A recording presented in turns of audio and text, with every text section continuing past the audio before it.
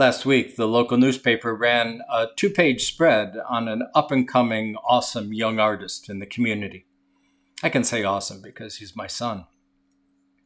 Carl has always been an artist, almost from the moment he was born. He has worked in art, in theater arts, in graphic design. But the pandemic cost him his job. And so he began to work full-time on his true passion, that of painting. And so he has devoted this last year to capturing local scenes. It's pretty cool work. However, by the time that newspaper hit the most front porches of Clarion County, he had already received a phone call from an irate member of the community. He took exception to something that Carl had said in the article. Carl had said he knew Clarion. The guy said, "You can't know Clarion." But Carl says, "I've lived here all my life. I've worked here all my life. I've done extensive research in my work about the community and the county. You can't know Clarion, at least not the real Clarion, because you can't know something that you don't have a legacy in." And then he spent the next 20-some minutes extolling his own legacy, ending with, "You're just trying to get rich off the back of the Clarion people." Like any artist is going to get rich these days. It was a brutal reminder to me of the parochialism we deal with in small towns and rural areas at times. That sense of legacy. When I was an intern in Bedford County, in the southern part of the state, I preached a sermon on what it was like to be an intern. You were there for a year and then gone, and so nobody invested in you, nobody took you seriously, nobody paid you much heed at all. You would be gone. I'd finished and turned around, and there was this elderly lady. She had a really intense look in her eyes, and I was waiting for the cane to come up and whack me upside the head.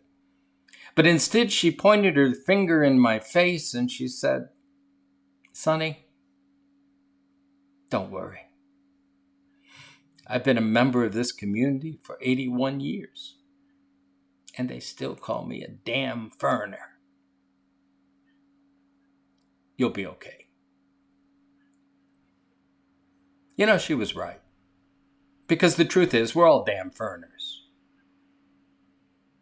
If we want to trace legacies, they all come from somewhere else, unless we're part of the indigenous population. We're all foreigners in this country. But more than that, we are all just damn foreigners on this earth. We're just passing through. I had to laugh when he spoke of legacies. I guess he hasn't realized that within a couple generations, our memories will be almost nil. Except maybe for a few family members and some photographs. Nobody will remember we've ever been here. Nobody will know our names, except for those engraved on those granite stones. No, we are just passing through. For we are citizens of another world, another realm. Those of us who believe, teach, and confess the Christian life know that our citizenship is not here on this earth, but it was with God. And as Augustine once said, our souls are restless until we find that rest in God. Or as Paul says, we are in this world, but not of this world. No, our legacy is with God. And we await the completion of our journey that we may return home. And so let's not get all hyped up about building a legacy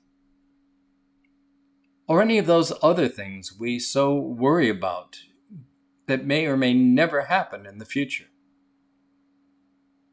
We don't know what tomorrow will bring. We may not even be here. We may not even make it through the day. So let's take advantage of what God has given us today. As the psalmist writes, "This is the day the Lord has made. Let us rejoice and be glad in it." So stop and smell the roses. Love deeply. Live passionately. Act boldly.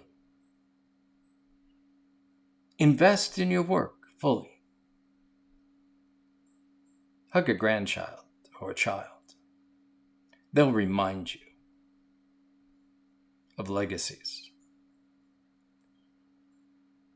We're not leaving much of a legacy behind because our eyes are pointed forward to where we go, to where we are being called. So let's live and enjoy. As the book of Ecclesiastes reminds us, there's nothing better to do today than to eat, drink, and be merry. But tomorrow, it may just all end. Or as we know, just begin. Jerusalem, my happy home, when shall I come to thee? When shall my sorrows have an end? Thy joys, when shall I see?